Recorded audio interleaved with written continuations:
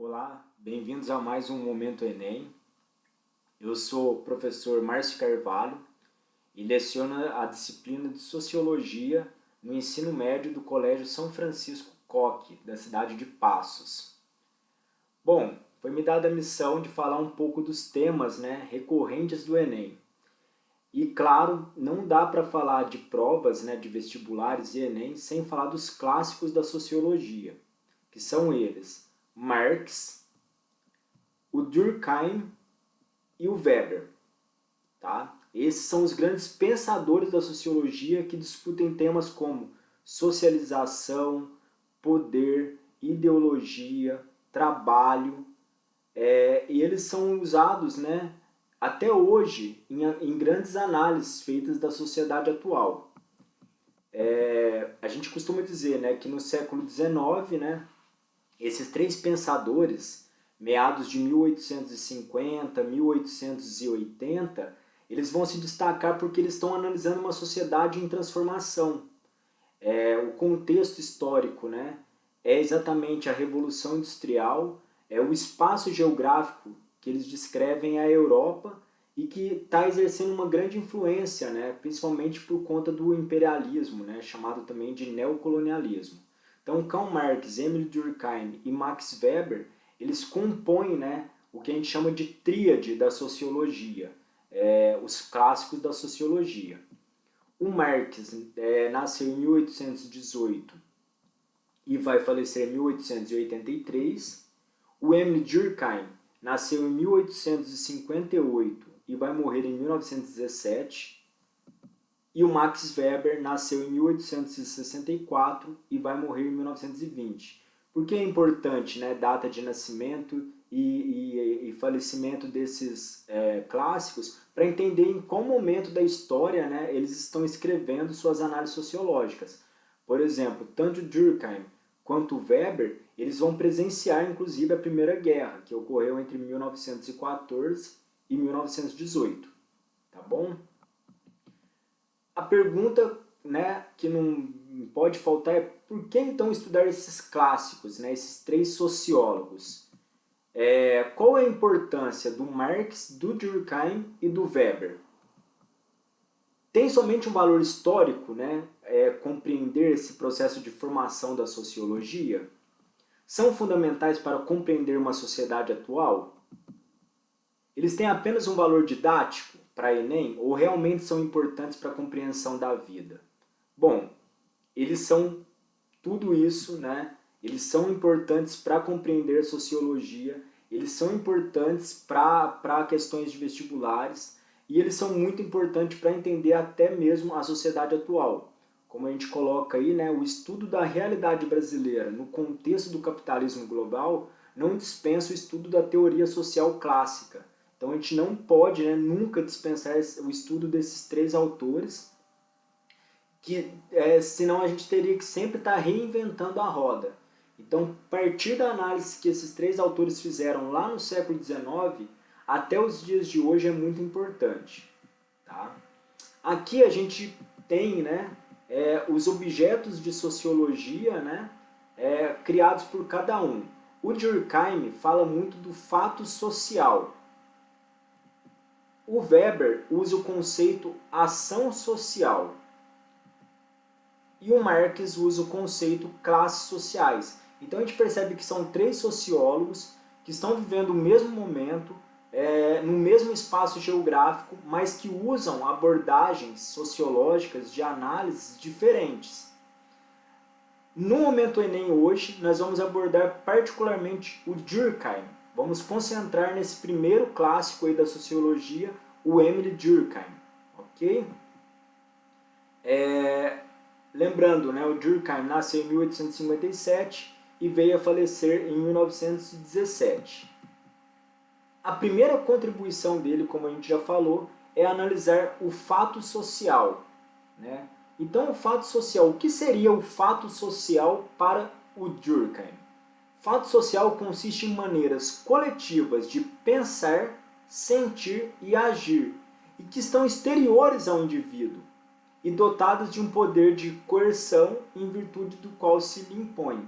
Então, em outras palavras, essa questão do fato social para o Durkheim, ele enxerga que a sociedade exerce influência sobre o indivíduo. É o jeito dele pensar. Então o indivíduo nada mais é do que uma coisa moldada pela sociedade. A sociedade ela impõe, né, as suas regras, ela impõe seus meios, né, para o indivíduo dentro da sociedade agir. Então por isso que quando ele fala, né, que é uma maneira coletiva de pensar, sentir e agir, ele está querendo dizer que a sociedade já traz isso pronto, né? E é o que ele chama de fato social. Ok? E ele vai destrinchar esse fato social em 3 características.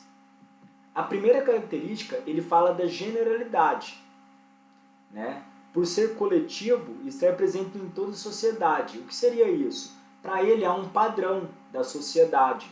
Então, o indivíduo acaba se padronizando, é o que ele chama de generalidade, generalizar, né? A segunda característica para ele é a exterioridade, né? São as regras que vêm de fora. Então, o indivíduo ele segue as regras sem mesmo saber quem criou as regras. Ele segue as regras acreditando que aquilo né, já está colocado. Por exemplo, um semáforo. O sinal verde é para parar, o sinal verde é para continuar e o sinal vermelho é para parar. Não foi ele que criou essa regra, ela veio exterior. Ela traz uma questão da exterioridade, né? Mas, inclusive, o indivíduo ele é adaptado a isso. E ele complementa, né, a questão das características, né, do fato social com a coercitividade, que é, se o indivíduo não segue aquelas regras, né, ele pode sofrer uma grande punição. Coerção, né, nada mais é do que punição. Então, por exercer força sobre o indivíduo, né, a sociedade, os fatos sociais obrigam a conformar-se com as suas maneiras de pensar, sentir e agir. Então, por exemplo, voltando na exterioridade, é a regra, né, colocada por uma instituição social. O indivíduo pode até infringir, né, essa exterioridade, só que ele vai ser punido. No caso, usando o exemplo do semáforo, né, ele vai receber uma multa. Okay? Então, essas 3 características, né, generalidade, exterioridade e coercitividade, elas compõem o que o Durkheim chama de fato social. Para ele, então, a sociedade cria, né, através das instituições sociais, que são igrejas, escolas e inclusive família, métodos de moldar o indivíduo. E ele aí especifica que esses métodos são através da generalidade, da exterioridade e da coercitividade. Uma questão, né, recorrente em Enem, vestibular, né, por exemplo, é essa daqui, ó. Durkheim afirmou que os acontecimentos sociais como crimes, suicídios, família, escola, as leis poderiam ser observadas como coisas, pois assim seria mais fácil de estudá-las pela sociologia. Esses fenômenos ele denominou de fatos sociais, que a gente acabou de falar, né? Aí vem, assinale a opção que apresenta corretamente as características do fato social. E aí a gente passa o olho, né? Letra A, ela é subjetiva, aleatória, coercitiva. Ela é individual, exterior e representa uma homogeneização social. Ela é exterior ao indivíduo, tem poder de generalização e exerce uma coerção social. Ou ela é coletiva, coercitiva e pessoal. Como a gente acabou de ver, né, as 3 características, ela é exterior ao indivíduo, ela tem um poder de generalidade e ela exerce uma coerção, né, no indivíduo. Então a resposta seria a letra C, de acordo com as características que a gente acabou de olhar. Outro conceito importantíssimo do Durkheim é entender a questão que ele fala de solidariedade social. O que seria isso? Ele está bem no meio de uma sociedade que está deixando, né, de ser, né, pré-capitalista e passando a ser capitalista. Ou seja, ele está vendo a transformação da sociedade. É como se ele estivesse no meio, né? Ele olha para trás e vê uma sociedade pré-capitalista e ele olha para frente e vê uma sociedade capitalista. Essa é a importância dele, né? Ele consegue enxergar no olho do furacão as transformações. E ele, claro, vai escrever sobre isso. Ele fala que a sociedade pré-capitalista era voltada para os moldes tradicionais, já a sociedade capitalista moderna. Ele fala que a sociedade pré-capitalista não é diversificada, enquanto a capitalista tem muita diversidade. Outro ponto importante, né, é que a pré-capitalista também não tinha tantas indústrias, assim como a capitalista, né, principalmente por conta da segunda revolução industrial, né, vai ser muito industrializada. E ele fala, né, que a pré-capitalista tinha um modelo, né, uma sociedade mais simples, enquanto a sociedade capitalista ela é muito mais complexa nas suas relações. E por fim, né, ele coloca que a sociedade pré-capitalista tinha pouca divisão de trabalho. Já na sociedade capitalista há muitas especializações, né? Então há muita divisão do trabalho. O trabalho vai se fragmentando, ok? E aí vem os conceitos chaves, né? Ele fala que essa sociedade pré-capitalista, com todas essas características, é chamada de sociedade ou solidariedade mecânica, enquanto a sociedade capitalista, com todas as suas características, é chamada de sociedade orgânica. Então esses dois conceitos, né, de solidariedade para eles são fundamentais, sempre também são cobradas em provas, né? Entra num processo de socialização também. Solidariedade mecânica e solidariedade orgânica. Resumidamente, né, nós temos aí a solidariedade mecânica, então, divisão do trabalho não existe, não havia um grande número de especializações, como há na sociedade orgânica, né? E a consciência coletiva era mais forte, né? Então, até mesmo por ser tradicional, né? Uma sociedade mais tradicional. Já a sociedade, né, ou solidariedade orgânica, ela vai ter muita divisão do trabalho, a especialização das funções, né, que a gente vai ter principalmente naquele momento da esteira, né, abordado pelo Ford, que cada um tem sua função. Aquilo representa muito bem a sociedade orgânica, né? Do modo de produção, cada um fazendo uma função. E a consciência coletiva acaba sendo fraca, né? Porque a gente vai ter muito mais uma consciência individual, até mesmo por conta dessa divisão do trabalho, ok? Bom, o último conceito aí, né, muito cobrado, né, no Enem pela análise de Durkheim, são os tipos de suicídio, né?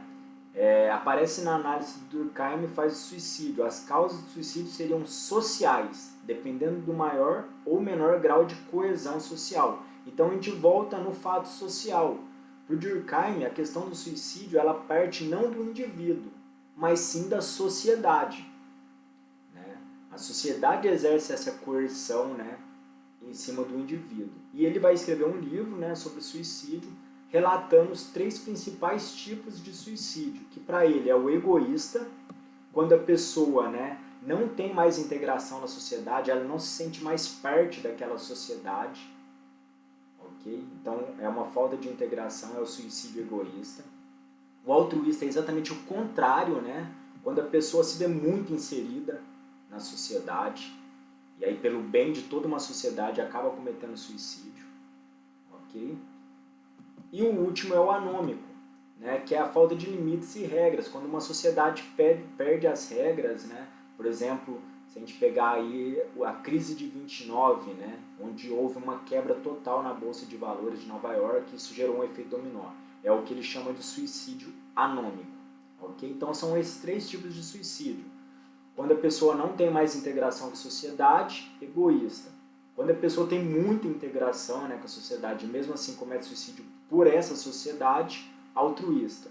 E por fim, quando há uma falência, né, uma quebra de uma determinada sociedade com as suas regras, como por exemplo a crise de 29, que é o suicídio anômico. Uma questão da UFO, né, que fala exatamente disso. A Secretaria Municipal da Saúde de Curitiba alerta pais e responsáveis por crianças e adolescentes e os profissionais da educação e saúde em relação ao jogo Baleia Azul, que propõe 50 desafios aos participantes e sugere o suicídio como a última etapa. Pode-se realizar uma relação desses possíveis suicídios com os tipos de suicídio do Durkheim, que a gente acabou de falar, né? Pois para esse pensador os indivíduos são determinados pela realidade coletiva. Tá? E aí vinha a pergunta, né? Assim, os suicídios gerados pelo jogo Baleia Azul, né, se dão de forma suicídio egoísta, anômico, etnocêntrico ou suicídio cultural. E como a gente já disse, né, quando falta integração, e esse jogo propõe isso, né, é exatamente o suicídio egoísta. Ok? Bom, por fim, né, foi com Durkheim que a sociologia passou a ser considerada propriamente uma ciência, né? Por mais que o Augusto Comte é o pai da sociologia, o Durkheim ele vai introduzir a sociologia como uma ciência que tem objeto específico, né? Os fatos sociais, que ele vai apresentar, né, como um método de entender a sociedade. Os problemas sociais não se resolveriam dentro de uma luta política, e sim através da ciência, ou seja, né, as ciências sociais, a sociologia como ciência. E a sociologia tem por finalidade não só explicar, né, os problemas da sociedade ou as ações da sociedade. A sociologia tem, né, como um dos grandes objetivos encontrar soluções para a vida social. Ok? Essa é um pouco da análise que a gente faz de Durkheim, né, com seus conceitos. Para os próximos momentos do Enem aí, a gente vai trazer um pouco mais do clássico Marx e do Weber. Espero que tenham gostado. Até a próxima.